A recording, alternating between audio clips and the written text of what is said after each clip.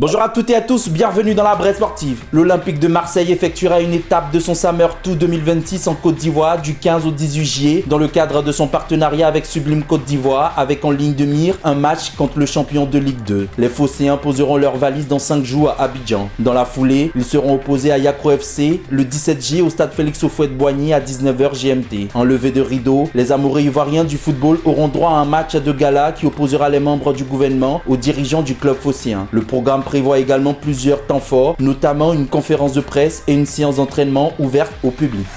Toulouse Football Club enregistre sa deuxième recrue de l'été avec l'arrivée de Chris Tapé. L'arrière-gauche de 20 ans a signé jeudi avec les Violets pour les 4 prochaines saisons, soit jusqu'en 2030, en provenance de AC Horsens du Danemark. La transaction s'élèverait à plus d'1 milliard de francs CFA pour l'ex-gaucher ivoirien du CO Korogo. Le jeune éléphant qui succède sous les couleurs violettes de ses aînés Vakoum Bayo, Ibrahim Sangaré, Max-Alain Gradel, Serge Aurier ou encore Jean-Daniel Akpa-Akro portera le numéro 12. Une adolescente de 17 ans est décédée dans la nuit du jeudi à vendredi à Aunois-Emery après être tombée d'un camion alors qu'elle célébrait la victoire de l'équipe de France sur le Maroc en quart de finale de la Coupe du Monde 2026. L'adolescente a été écrasée par le camion sur lequel elle avait pris place. Les pompiers et médecins du SAMU, arrivés en nombre sur les lieux, ne sont pas parvenus à la réanimer. L'adolescente de 17 ans est morte sur place. Le conducteur du poids lourd, âgé de 45 ans, a été interpellé et placé en garde à vue au commissariat de Maubeuge. Une enquête a été ouverte pour homicide routier.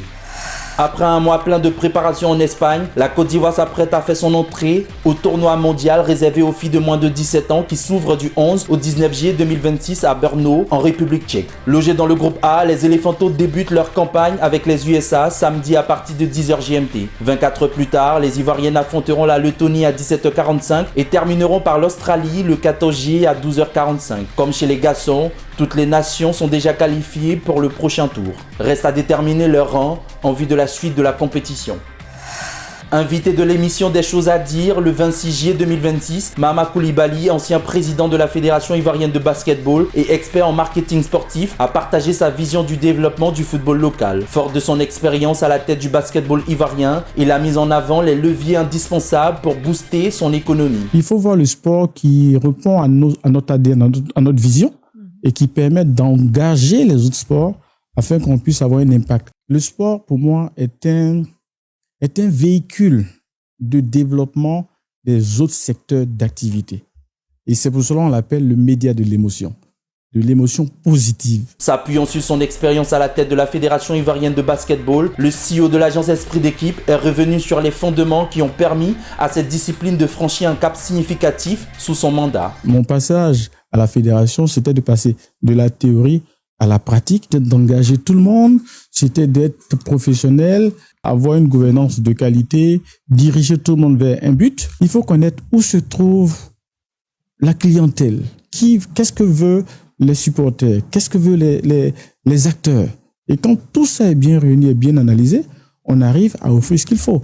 Et c'est ce qu'on a appliqué sans complexe. Il a toutefois insisté sur le rôle déterminant des pouvoirs publics, estimant qu'un véritable essor du football local passe par une volonté politique affirmée et un engagement constant des décideurs dans le développement du sport national. C'est la vision des dirigeants. Donc ça part de la stratégie des États qui pourraient s'approcher de nous qui en sommes passionnés pour donner l'orientation pour que le choix permette dans les 5, 10 ans, 15 ans, voire 30 ans, d'avoir un impact sur le développement du pays. Il y a un proverbe gagou qui dit « Même quand c'est fermé, ça passe ». N'est-ce pas une réalité?